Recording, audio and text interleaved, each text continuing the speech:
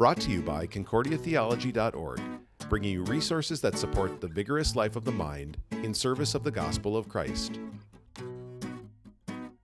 Welcome to Tangible, Theology Learned and Lived. We're exploring the ways in which theology permeates all aspects of life. Through conversations with faculty at Concordia Seminary St. Louis, we will challenge you to deepen your theology and live out your faith in Christ. I'm your producer and host, Jessica Bordolo. I'll talk with a variety of professors on a variety of topics, something different every episode, but all pointing to the intersection of faith and daily life, because it's tangible, theology learned and lived. Today we're talking about the ways in which we interact with them, the people with whom we strongly disagree about deeply held beliefs. This us versus them polarization is everywhere, from sports to politics to religion. This topic is a focus point of the newly published book, How the Light Shines Through, Resilient Witness in Dark Times. We have the book's author in the studio today, Dr. Chad Lakies. He's the Vice President for Ministry Engagement at Lutheran Hour Ministries. Dr. Lakies has a degree in psychology and philosophy from the University of Michigan and his Master's of Divinity and Ph.D. from Concordia Seminary St. Louis. He was a theology faculty member at Concordia University Portland and Regional Director for North America at Lutheran Hour Ministries. Dr. Lakies, welcome to the show. Thanks, Jessica. Super happy to be here. The author of the introduction to Dr. Lakies' book is with us in the studio today as well. You might recognize his voice. Dr. Dale Meyer is most known for his 12 years as the speaker of the Lutheran Hour. He has served as a parish pastor, seminary professor, and was the president of Concordia Seminary St. Louis for 15 years. Dr. Meyer, welcome back to the show. Glad to be with you, Jessica. I gave up my morning shuffleboard to come and be with you and Dr. Lakies. That is an honor. We're talking about Dr. Chad Lakies' book, How the Light Shines Through, Resilient Witness in Dark Times. The focus of our discussion today centers on the themes in the third chapter of the book titled, How Not to Let Issues Prevent Relationships. Dr. Lakies, why does that matter? Oh, that's a good question. I think it's mattered for a long time now, and people have felt it deeply. There was a great social survey that came out a little before 2020 that said something around 93% of us are frustrated and exhausted by how divided we are, but we don't know what to do about it. And I think in the media environment in which we live, whether it's social media or news media or radio media, we see a lot of people finding ways to slice and divide and discriminate against people with whom they disagree on any number of things, from the trivial to the most sacred. And it's fracturing our society, it's fracturing our culture, and it's hurting people. Marriages are breaking, parents are stopping talking to their kids are stopping talking to their parents, friends are being divided from friends, colleagues from colleagues. And so we feel it. That's why it's important to try to address this. And how do those issues prevent relationships? Culturally, we have been formed to think that when I bump into somebody who thinks differently, believes differently, has different opinions than I do, I've got to disassociate from them in order, for example, not to be infected by their ideas, or in order not to be accused of being associated with people who have whatever might be the culturally unorthodox ideas of the day. And so how this came to be, I can't exactly say. I think there are a number of factors we could point to that have contributed to it. It'd be probably a really complicated story. What I can say is it's real. And it isn't just social surveys that tell us this. We feel it. We experience it. We know people that it's happened to, and perhaps it's happened to some of us. So trying to get a handle on what we can do to address it in a way that's faithful and follows in the way of Jesus, that's what I was after in this chapter. And I think as Christians, we've got a totally different foundation to come from. If there was any reason to let an issue prevent a relationship, Jesus Christ has it with every last one of us, right? And Paul acknowledges that in Romans 5. While we were still his enemies, Christ died for us. And so because that has been overcome by Jesus, there's nothing standing in the way for us to maintain relationships with people, even across the deep divides of disagreement.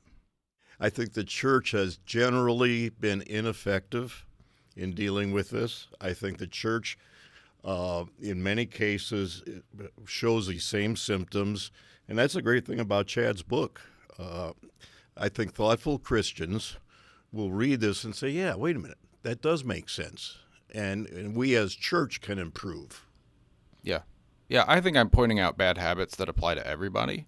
And so in this chapter, I didn't necessarily target any particular group. It's more a symptom of the social environment in which we live. We're affected by this, and we end up taking up the habits unwittingly, often, of the knee-jerk reaction of immediately reacting to somebody who disagrees with me. Well, we can't be friends. I can't talk with you. How do outsiders see us as Christians when we act like that? I think that's a great question. I think, let me tackle it from this angle. I think there are a lot of Christians who like to say right now that they're victims of a hostile culture. And that's really preventing us from being able to freely live as Christians. But I think the way that we have lived as Christians, by being known primarily for what we're against rather than what we're for, the antagonism started with us. We're the culture critics more often, and I think that's how they receive and perceive us. And so the hostility that we get is probably reasonable in many respects, because it's just a reaction to the antagonism that we've put out there. Not to mention the fact that there's this huge trust deficit that we're in as an institution in the West in general. And I would say so much of that has come from a lot of what the media has shared since the 1990s with the sexual abuse scandal in the Catholic Church. But then we found out it wasn't just the Catholic Church that had moral failures. It was almost every Christian body. It could have been abuses of power, abuses of finances and business practices. It could have been, relational abuses in a variety of ways beyond just things that were related to sexuality. The world has learned that the Christian church doesn't always live up to its own standards, right? And I'm always one to say that the accusation of being a hypocrite is one I will own forever. But that's why I'm a follower of Jesus, because I need his help to not be that kind of person. Yeah, this is very well documented. Dr. Lakies has read more about this than I have. I think of the Barna Group, for example. And the Barna Group works with Lutheran Hour Ministries, to everyone's credit. Young people turn the church off because they see the hypocrisies, which we ourselves don't see because we're so in the tank. Yes. We can justify it, but young people are leaving us in droves because they see the phoniness of what we say and then what we actually do. Right? Why would you want to join a club like that? Mm-hmm. Yeah, a club like that. That's the way I think we often think of ourselves. We're a club. No. We're Jesus called disciples to be different in this world. Mm-hmm. Now, you said individually and institutionally as Christians, we have a trust deficit. Dr. Meyer, you're, for a long time, of two institutions within our church, Lutheran Hour and the seminary, were the public face of those institutions, right? So did you feel that as people responded to you? It came up often, and one of the things that I noticed is that when you're on the inside of the institution, you tend to think corporately according to the way a business does things. Now, there's some of that aspect, right? Seminary, LHM has budgets and so on, personnel policies and all of that. But one of the things I would tell people, I don't care if you're the custodian, the president, whatever, you are the face of this institution. Don't you ever tell somebody who calls up, that's not my department, you'll have to go elsewhere. So I think institutions are in a difficult situation because they're living in both worlds. But Christianity, being a follower of Jesus, means you're going to go along and listen to this person who's complaining about whatever as best you can. And maybe you say, yeah, no, I don't see it that way, but let's talk again. Now, Dr. Lakies, as a past professor, you were teaching students that were not all Christians, but you were a theology teacher, and so you were the face of Christianity to them. Did you experience that as well? I didn't experience it in any direct ways, really. For whatever reason, I stumbled upon just trying to be as real, as authentic of a Christian as they could ever experience. And I just said, look, I am going to be the same guy to you in this classroom as I will be when I'm leading chapel, as I will be when you see me on the sidewalk and we're passing by on campus, as you'll see me in the kitchen trying to cook dinner and manage my family if I'm having you around for dinner. You're not going to get a different person out of me. And through that, I just tried to build trust and let them test that out. Over the period of the relationship, they could see whether or not it was true. And through that, I also was able to say, look, I can't overcome my own hypocrisy. I need the help of Jesus, right? It comes from outside. I think that's great. Aristotle said one of the ways that we persuade people is just by being open, transparent. He called it ethos, and then the emotional bond is pathos. And that's what we need in this 21st century. The days of pontificating that we as a church are right, or we as a political party, whatever, we are right and you're wrong. It doesn't work. It just doesn't work. So that transparency, I think that's a great point. So we're talking about insiders and outsiders and how outsiders see the church. Dr. Lakies, you have a whole life experience as a non-believer before you became a believer. So you were on the outside. That's right. Can you tell me your story? Sure. So I grew up in a nominally Christian household, Roman Catholic. We didn't have anything going on in our household really that would make faith sticky. No faith formation practices or anything. So we weren't reading the Bible, we weren't praying together, we did not attend church regularly together. No devotions, nothing like that. But my parents still thought it was important that me and my two younger siblings were catechized. So we went through Roman Catholic catechism classes, and it's very similar to a lot of what Lutherans practice in that regard. I was confirmed in 8th grade, but because there was nothing to really make it sticky, and as I was reaching the rebellious teenage years of 13 and 14, I looked for my first opportunity to sort of unload that obligation, especially the random obligation that would come up, totally arbitrary. We're going to go to church this Sunday. And it always made me uncomfortable to go because I didn't know what to do. Right? There was standing up and sitting down and kneeling, and there was something similar to our hymnal, but they call it a missal, and navigating that and knowing what to say, when to say it, and how to find it in the book. Didn't know how to do it. And so I was very uncomfortable. Right? It's a cultural thing to be assimilated into, and I never was going regularly enough to be assimilated. So anyhow, I found the first ticket out in freshman biology class with a theory of evolution, and really thought this just makes a lot of sense. And so for me, I developed a lot of questions that came out of science, philosophical questions. But there's a parallel story. So as I'm getting late in high school, I had been playing drums since I was very little. I was involved in music, organized music as early as I could be. And by the time I was done with high school, I had been busy all year long, busier than any athlete I knew because there were so many opportunities to be involved. And I've played so much music, so many different kinds, so many different venues. But the last thing I was doing was a Blues Brothers cover band. We rehearsed in one of the singer's garages, and his mom happened to be the local Lutheran church's praise band leader and asked me to come and play drums for their band, but while I was still a non-believer. And I had to think about that for a few minutes because I wanted to be sure they knew what my thoughts were about Christianity, right? I wasn't with them. I wasn't there. I didn't believe in God. I wasn't religious in any way. And they were like, yeah, we know. And I said, okay, well, I'll do it if you pay me, right? And we made it a gig so that it was a kind of semi-professional thing for me, right? So I could ethically go do the job that they wanted me to do a good job, not have to buy into what they would do, but they'd have good reason to fire me if I were to speak up and complain and put down their ideas and their views.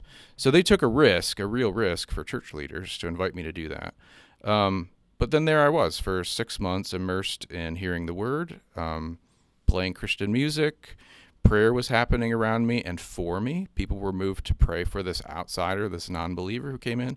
But for me personally, I wasn't aware that any of that was happening until after the fact. What I was aware of was I was welcomed with some of the most genuine Christian hospitality I'd ever experienced. And that happened through just the fact that these people were excited that they had a live drummer, which they had never had before. And then 2, they loved music in the same way that I did. And they were a much more mature musician, so I wanted to, have my A game every time I came in. When I played in church, I also experienced the fact that I feel like I play better and I'm having more fun here than any other venue. And I couldn't explain why.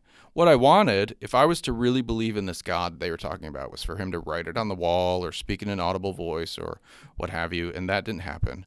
But these 2 experiences, the hospitality and the welcome and the experience of playing drums for me led me to a tipping point 6 months later. And everything changed for me at that point. Within 6 months, I thought, I think maybe I should go to seminary. And these people had got to know me for a year by that point, and they said, yeah, we see that aptitude in you. They encouraged it.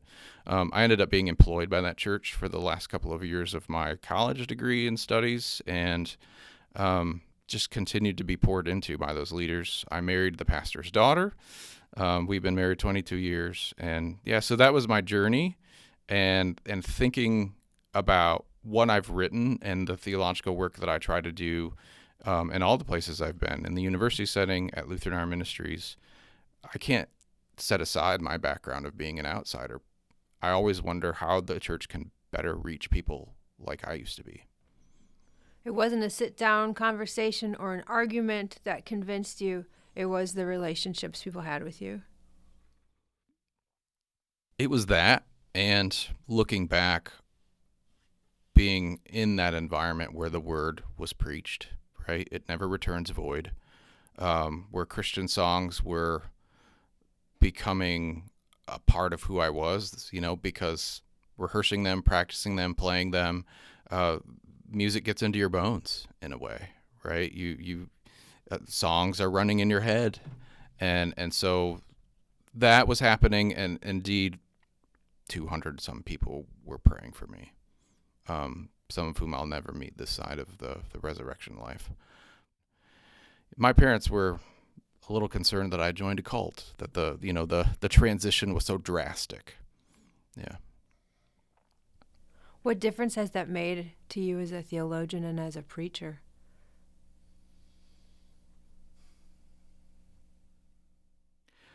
As a theologian, I'd say when I was teaching at Concordia Portland, I just wanted my students to see a Christian for real. I wanted them to know the truth. I loved teaching in that environment, with half of my class being outsiders in some way, shape, or form. With a number of the Christians being there because, say, their parents sent them to a Christian school, but now that they were at college, they were falling away from actively practicing because nobody is forcing them to do it. I just wanted them to have a warm, winsome experience for me in the classroom with what we were learning. When we convert as adults, we often do it through relationships based on trust, and those take a while to develop. And it might take many more than one person to bring someone in touch with Jesus. But every time they interact with one of us who is a Christian, they meet Jesus in us, just as St. Paul says, right? It's no longer I who live, but Christ who lives in me. And so we really lean on that. And I like the freedom and the fact that there's no pressure to close the deal like other kind of outreach programs and methods sort of have it. You don't have to have a sinner's prayer at the end of this conversation. You don't have to be setting up an adult baptism and next Sunday's service and enrolling this person in the adult confirmation classes. You just have to be their friend. And when the Lord leads and gives you an opportunity, hopefully you'll be ready to share with them how much Jesus means to you and how much he cares for them. That's great. The Holy Spirit is in charge of this evangelism effort. Over the years, I've had any number of people who were concerned about the salvation of someone in their family or a friend. And what can I do? What can I do?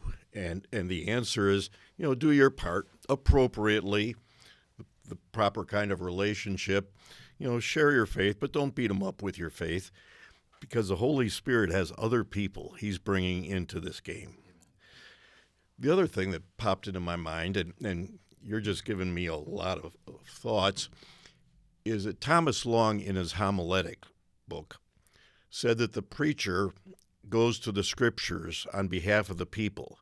In other words, what question is Chad Lakies, the unbeliever in our praise band, what is he asking?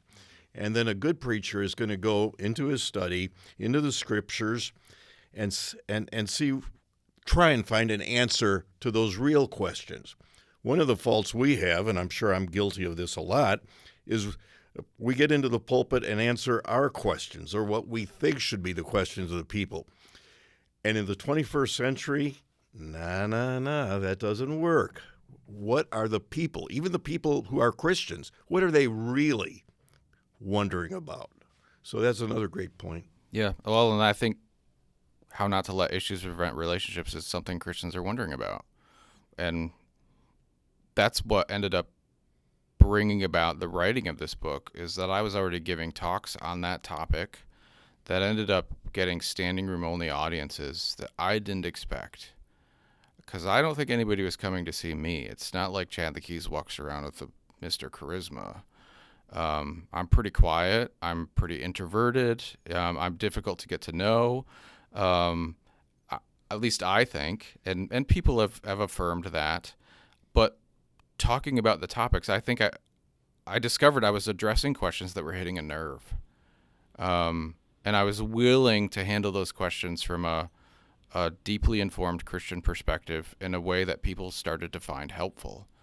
And so it was after that I approached Concordia to see if they'd be interested in publishing all of this in one package. You are the Oracle of Delphi. No way. So, Dr. Meyer, you come to us with a lot of experience as a pastor and as a preacher and as an administrator of Christian institutions.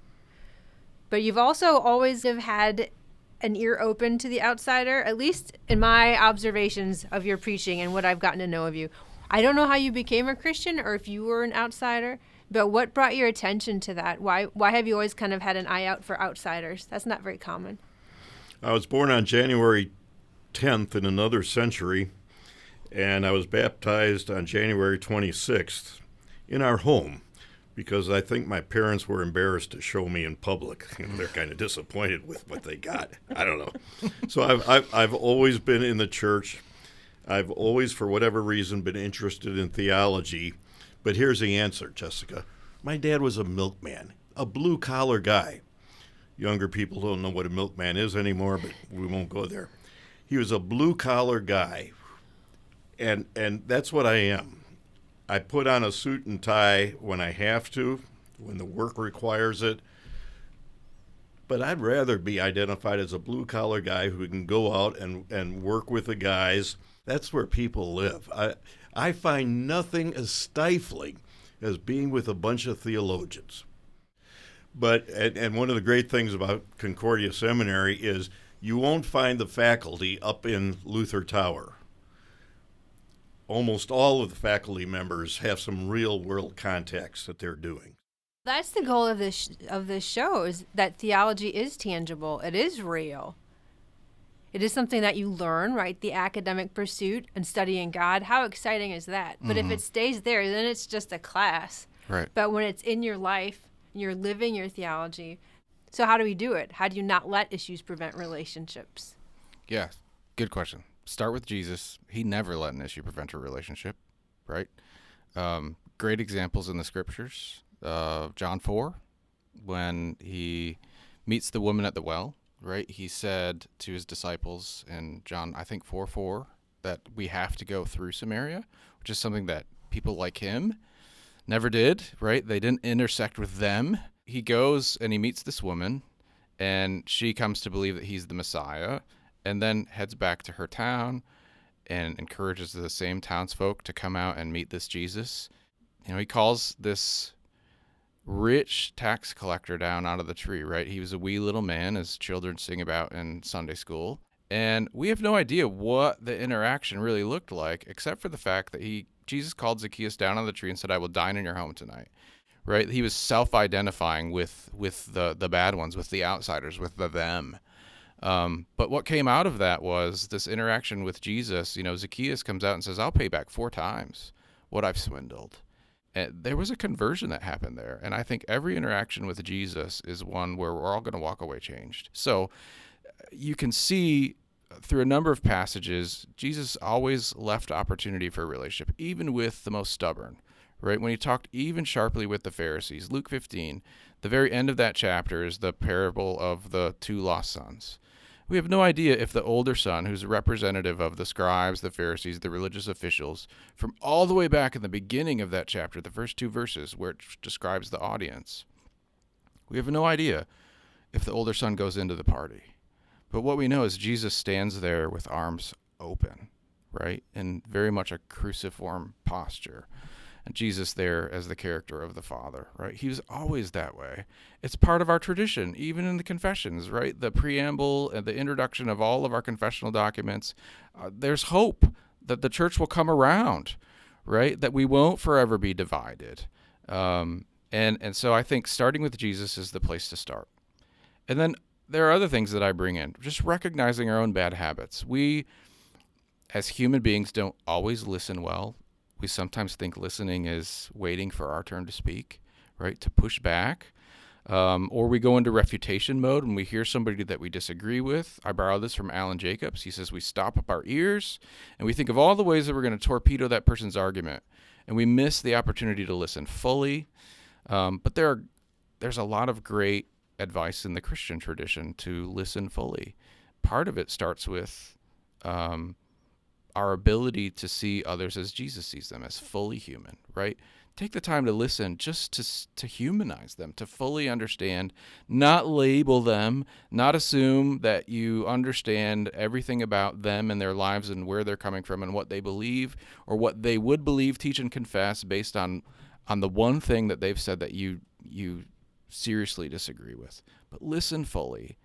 You might actually hear nuance, contextualization, a number of things that will settle down your desire to argue against them. But then you've also got Augustine and Anselm who say things like, I believe in order to understand, or talked about faith-seeking understanding, and they have bequeathed to the church a posture of intellectual humility.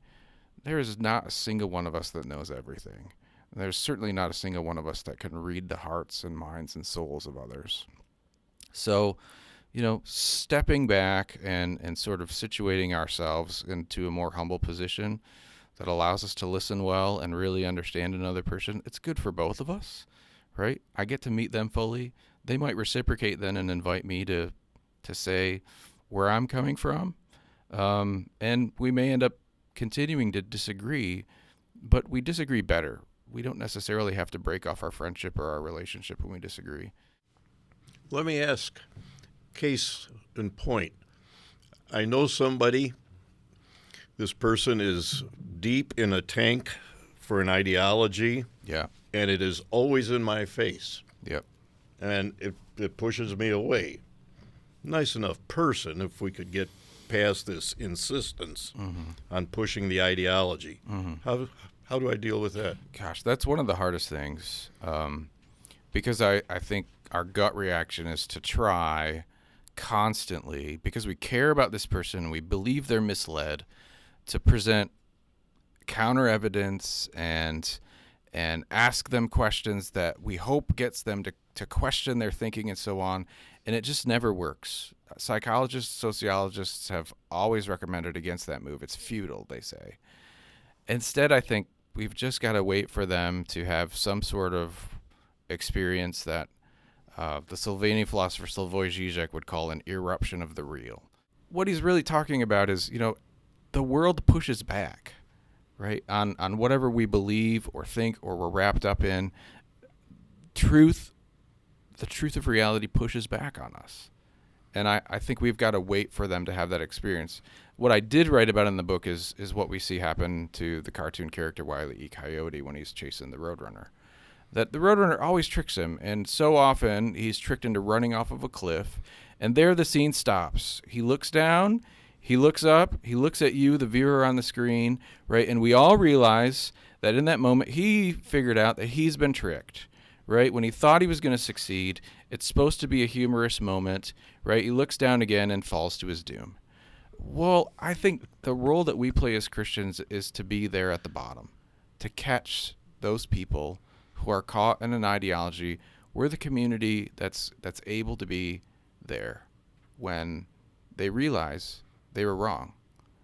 And probably having been rejected and ignored and relationships broken because of the ideology and the forcefulness that they may have been using to press on other people, like you're talking about, has pushed so many away. But we're the ones who can still be there. So don't destroy the relationship, but don't engage in arguments. Just kind of lay back and watch what's going to happen. Yeah. Yep. And when whatever happens, the eruption of the real, be available to talk about it. Mm-hmm. That is also, I think, the theology of the cross. Luther's 28 Theses at Heidelberg.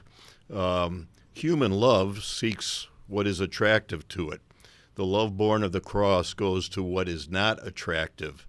And through Christ and forgiveness and love makes that sinner attractive to God. Mm-hmm. And we deal too much with human love and attraction. I mean, that's what you're talking about. Yeah. The theology of the cross, what you're saying about Jesus, totally different way of going at people. Absolutely. Yep. Thank you. I think Christians are afraid of witnessing and telling others about Jesus. Some of our research at Lutheran Hour with Barna has, tried to deal with that very question. What is it really going to be like when you have a faith-sharing conversation? And what we've discovered is the evidence goes totally the opposite direction. People walk away from those conversations full of joy. And even if they're talking with someone that isn't really interested, someone that we would call unreceptive, they're not thinking negatively about the Christian. The relationship isn't going to be broken because they heard about Jesus, because this person shared their faith with them. They'll probably carry on with the relationship. It'll just be something that they end up not talking about anymore. And for a season, that might be fine, right? It might not be you then. God is still at work. The Holy Spirit is the one who works faith. It's not your responsibility, but we've got to suffer through the outcomes of what it's like to engage with somebody who doesn't receive Jesus in the way that we have. Right, who doesn't know his love in the way that we have received it. That was Monica, the mother of St. Augustine. Yes. He was out of the faith for a long, long time, and she went to Anselm, and Anselm's advice was just what you said, hang in there, and eventually he became St. Augustine. The final question on the show is always this: what do you want our listeners to remember? I want our listeners to remember that Jesus never let an issue prevent a relationship. That starts first with them. That is the gospel for them. Never let an issue prevent a relationship. It begins with the Holy Spirit at work in our lives and in our relationships so that Jesus is there in our midst, even with people with whom we most vehemently disagree. It doesn't mean we've got to cut them off or disassociate. Jesus could have cut all of us off. And he didn't. And so we should not do that with others either. Dr. Meyer, what do you want our listeners to remember? This is kind of from a blue-collar guy. Get the book. Read the book. Have your Bible class or book club or friends. Read the book. It's great. Thank you. That's it for today. We've been discussing one aspect of Dr. Chad Lakies' book, How the Light Shines Through, Resilient Witness in Dark Times. You can find a link on our website to the book. I've read it. There's a lot more in the book. I'm impressed with it, and you should read it. I'd like to thank our guest, Dr. Lakies. Thank you for being here. Thanks, Jessica, for having me. It's been super fun. Dr. Meyer, thanks for coming back on the show. My pleasure. Thank you. And thank you for listening. You can find more episodes of Tangible on all the major hosting apps or on our website, concordiatheology.org. We have a lot more free resources there. Check it out. If If you'd like to see this show continue, you can subscribe for free, share, leave a review. I'm your producer and host, Jessica Bordolo. Join me next time when we talk about the intersection of theology and daily life, because it's tangible. Theology learned and lived.